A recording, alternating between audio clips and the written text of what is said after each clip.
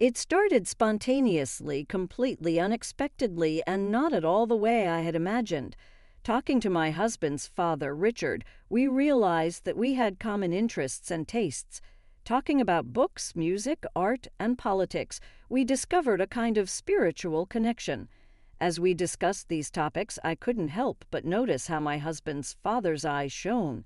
He always valued his relationship with his son, and I began to marvel at the depth of his passion and insight.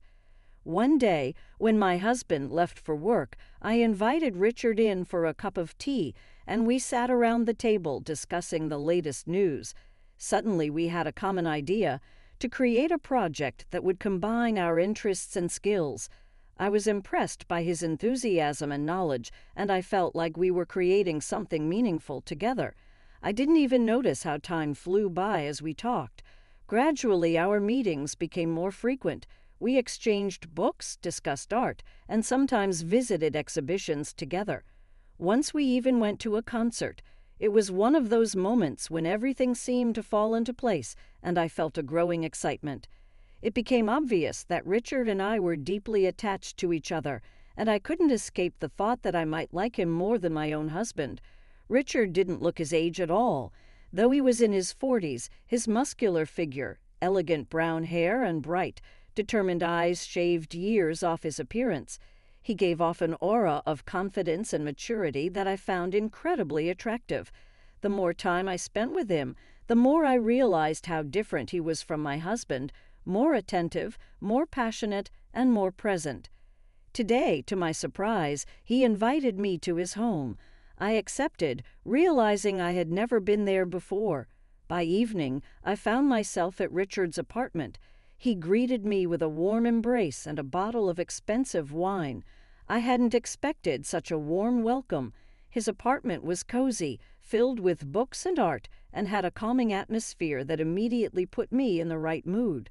I felt a sense of intimacy I hadn't experienced in a very long time. "We're on equal footing now, aren't we?" said Richard, smiling. Said Richard, smiling. Said Richard, smiling.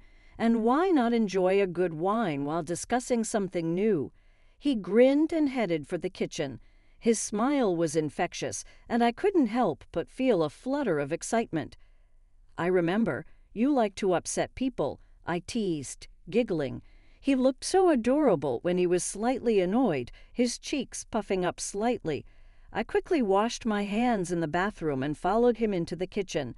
There were 2 wine glasses and a plate of assorted fruits and berries on a small round table. I was surprised. He'd done everything he could for me. Even with my husband, we'd never had dinners like this. Such beauty, such warmth. The candles flickered softly, filling the room with a soft light, and I felt like this was a special moment made just for us together. I sat down across from Richard, drawing his gaze. We talked until late afternoon, drinking our 3rd bottle of wine. I noticed a few missed calls from my husband, but ignored them. There was soft music playing from a speaker on the windowsill. My hair was a mess, but I still couldn't take my eyes off Richard and his stories. He spoke with such passion and depth that I clung to every word. It seemed like we were the only 2 people in the world, and nothing else mattered. "You know, Emma," Richard said, "you have such beautiful eyes. They're so clear and deep, like an ocean I'm ready to drown in forever." He moved closer, his face a few inches from mine, and his hand rested gently on my shoulder. His words sent shivers down my spine, and I felt my heart pounding in my chest.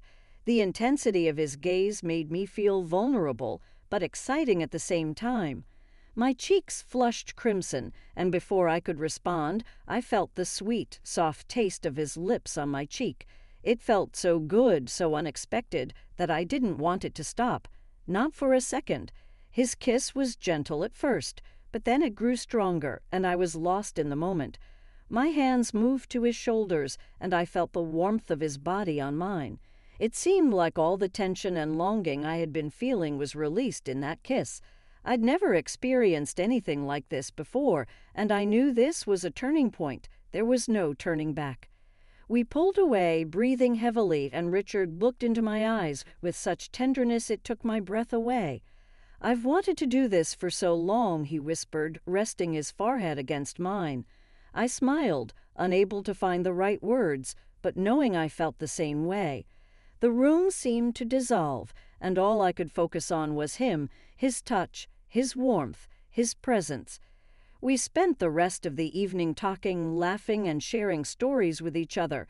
It felt like we had known each other all our lives, and yet everything was new and exciting at the same time.